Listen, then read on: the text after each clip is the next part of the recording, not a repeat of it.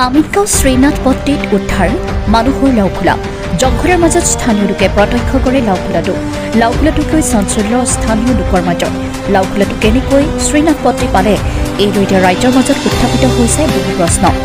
IIT গুৱাহাটীৰ পশ্চিমফালৰ চৌহদৰ ৱালৰ পৰা প্ৰায় 50 মিটাৰ আঁতৰত উদ্ধাৰ হৈছে লাওখোলাটো ঘটনাস্থলীত উপস্থিত আমিনগাঁও আৰক্ষী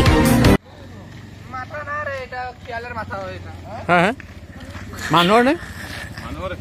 কোনখিনিত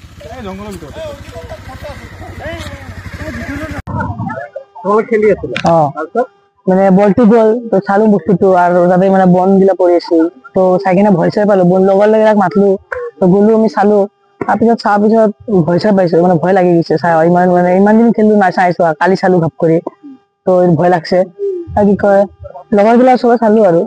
আগতে বল কৰিছিল আগত পৰিছিল তাত দেখা না পাইছো ইমান মানুহে হয়তো মানে দেখাতে পুৰা মানুহে হয়তো মাথা চাথা মানে আৰু কিবা কি পৰি আছে ইমান সৰু সৰু হাড্ডি গিলা পৰি আছে তাতে আৰু ইমান দিন নাই মানে ভয়ছে লাগি যায় এনেকে ঘপ কৰি চালে ইমান দিন খেলো সৰু পৰাতে খেলি আছো চোৱা নাই মই এনেকে কোনদিনা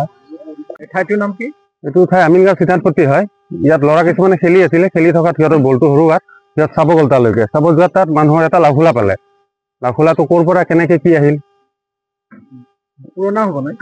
পুৰণা যেন লাগে সেইটো পুৰণা হৈছেই মানে একো না খালি লাওখোলাটো আছে আৰু দুডালমান কিবা হাড্ডি নিচিনা পৰি আছে তাতে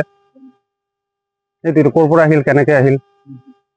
আপুনি চালে মই চালো গৈ পেলাই চালো কি দেখিলো মই লাওখোলাটো দেখিলো দুডালমান হাড্ডি পৰি আছে চালো মই ফটো উঠাই আনিছো সেইটো তেনেকুৱা নাথাকে নেকি ইয়াত মানুহ নাথাকে ইয়াত ঘৰ এটা আছে ধন ডেকাৰ ঘৰ আছে এইটো কোনো নাথাকে তেওঁ আৰু এইটো IITৰ বেক চাইড হয় ইফালে IITৰ ৱাল আছে জংঘল দেখিছে জংঘল পাহাৰে এইখন IITৰ বেক চাইড মানে IITৰ ওপৰত IITৰ ৱাল আছে IITৰ ৱালৰ বেক চাইড এইখিনি জংঘলে গাছ গছনি আছে ইয়াত মানুহ নাথাকে কোনো মানুহ নাথাকে ইয়াত কোনোবা হেৰাইছে নেকি 2 বছৰৰ ভিতৰত সেইটো আমাৰ ইয়াত কোনো হেৰুৱা নাই হেৰুৱা কি সন্দেহ হয় সন্দেহতে কোনোবা আনি পেলাই দিলে নে কি হয় কি কেনেকৈ পুৰণা হ'ব পুৰণা লাওখোলাটো report Assam north east news live